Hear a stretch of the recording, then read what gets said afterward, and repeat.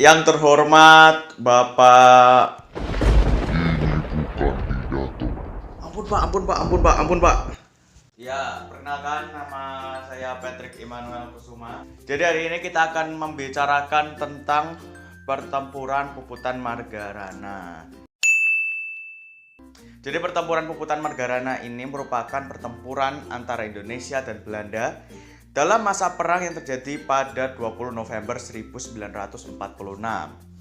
Pertempuran ini dipimpin oleh I Gusti Ngurah Rai dan dilatar belakangi oleh munculnya rasa kekecewaan rakyat Bali terhadap isi dari Perjanjian Linggarjati yang menyatakan bahwa daerah di Indonesia itu hanya beberapa ya yang diakui secara de facto.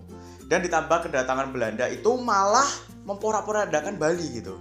Jadi pada waktu staf MBO berada di Desa Marga, I Gusti Ngurah Rai memerintahkan pasukannya untuk merebut senjata polisi Nika yang ada di Tabanan, ya kota Tabanan yang ada di Bali guys. Perintah itu dilaksanakan pada tanggal 20 November 1946 pada malam hari. Untuk waktunya nggak tahu ya, aku nggak tahu mungkin jam berapa, dan berhasil dengan baik. Beberapa pucuk senjata berserta pelurunya dapat direbut dan seorang komandan polisi Nika ikut menggabungkan diri kepada pasukan Ngurah Rai. Setelah itu, pasukan segera kembali ke Desa Marga. Pada tanggal 20 November 1946, sejak pagi-pagi buta, tentara Belanda itu mulai mengadakan pengurungan terhadap Desa Marga. Kurang lebih pukul 10 pagi mulailah terjadi tuh tembak-menembak antara pasukan Nika dengan pasukan Ngurah Rai. Pada pertempuran yang seru itu, pasukan bagian depan Belanda banyak yang mati tertembak guys. Oleh karena itu Belanda segera mendatangkan bantuan dari semua tentaranya yang berada di Bali, ditambah pesawat pengebom yang didatangkan dari Makassar. Di dalam pertempuran yang sangat sengit itu, semua anggota pasukan Ngurah Rai bertekad tidak akan mundur sampai titik darah penghabisan. Disinilah pasukan Ngurah Rai mengadakan puputan ya, atau yang berarti perang habis-habisan di Desa Margarana, sehingga pasukan yang berjumlah 96 orang itu gugur semuanya, termasuk Ngurah Rai ya, pemimpinnya sendiri. Sebaliknya di pihak Belanda ada lebih kurang 400 orang yang tewas. Untuk mengenang peristiwa tersebut, pada tanggal 20 November 1946 dikenal dengan nama Perang Puputan Margarana. Dan kini pada bekas arena pertempuran itu didirikan Tugu Pahlawan Taman Pujaan Bangsa. Operasi Produk atau bahasa Indonesianya Operasi Produk, atau yang lebih kita kenal sebagai Agresi Militer Belanda I. Operasi militer Belanda di Jawa dan Samudra ini terhadap Republik Indonesia dilaksanakan pada tanggal 21 Juli 1947 sampai 5 Agustus 1947 guys. Operasi Produk merupakan istilah yang dibuat oleh Letnan Gubernur Jenderal Johannes van Mook yang menegaskan bahwa hasil perundingan Linggarjati yang dibuat pada tanggal 25 Maret 1947 tidak berlaku lagi. Ya, konferensi pers pada malam 20 Juli di istana, di mana Gubernur Jenderal Ilham Art mengumumkan pada wartawan tentang dimulainya aksi Polisionil Belanda pertama. Serangan di beberapa daerah seperti di Jawa Timur bahkan telah dilancarkan tentara Belanda sejak tanggal 21 Juli malam. Sehingga dalam bukunya J. A. Moore menulis agresi militer Belanda I dimulai pada tanggal 20 Juli 1947. Belanda berhasil menerobos ke daerah-daerah yang dikuasai oleh Republik Indonesia seperti Sumatera, Jawa Barat, Jawa Tengah, dan Jawa Timur. Jadi hampir semuanya Jawa. Fokus serangan tentara Belanda di 3 tempat, yaitu Sumatera Timur, Jawa Tengah, dan Jawa Timur. Di Sumatera Timur, sasaran mereka adalah daerah perkebunan tembakau. Di Jawa Tengah, mereka menguasai seluruh pantai utara.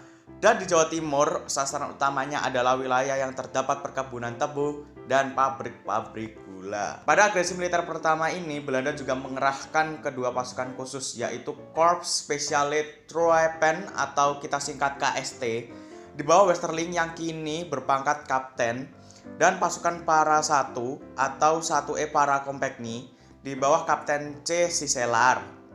Pasukan KST atau pengembangan dari DST yang sejak kembali dari pembantaian Westerling di Sulsel atau Sulawesi Selatan belum pernah beraksi lagi.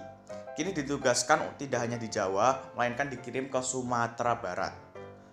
Agresi tentara Belanda berhasil merebut daerah-daerah di wilayah Republik Indonesia yang sangat penting dan kaya seperti kota pelabuhan, perkebunan, dan pertambangan. Pada 29 Juli 1947, pesawat Dakota Republik dengan simbol palang merah di badan pesawat yang membawa obat-obatan dari Singapura, sumbangan palang merah Malaya ditembak jatuh oleh Belanda dan mengakibatkan tewasnya Komodor Muda Udara Mas Agustinus Adi Sucipto, Komodor Muda Udara Dr. Abdul Rahman Saleh, dan Perwira Muda 1 Adi Sumarno Wiryo Kusumo.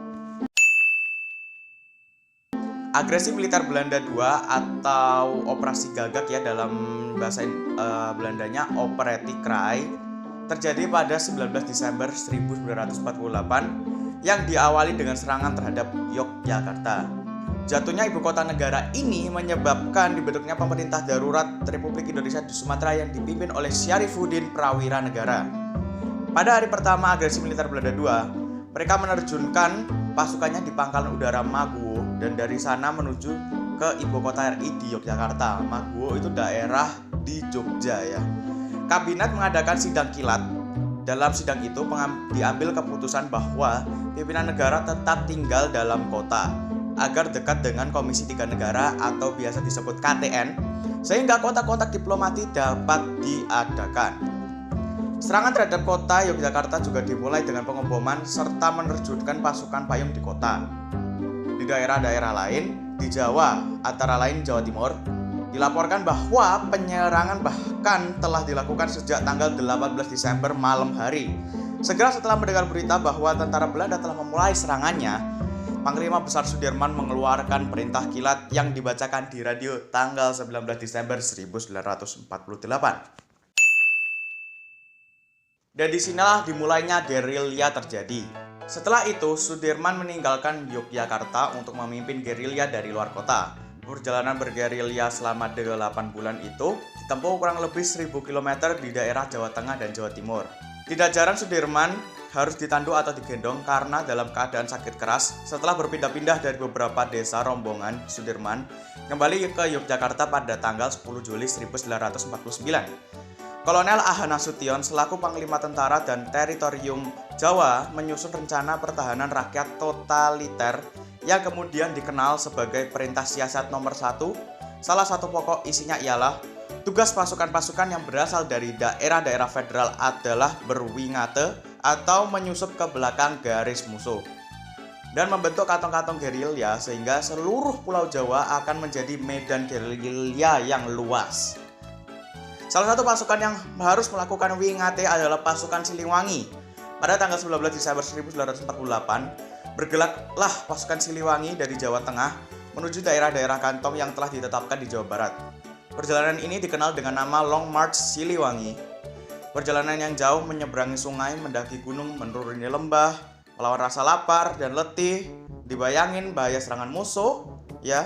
Sampainya di Jawa Barat terpaksa pula menghadapi gerombolan DI atau T2.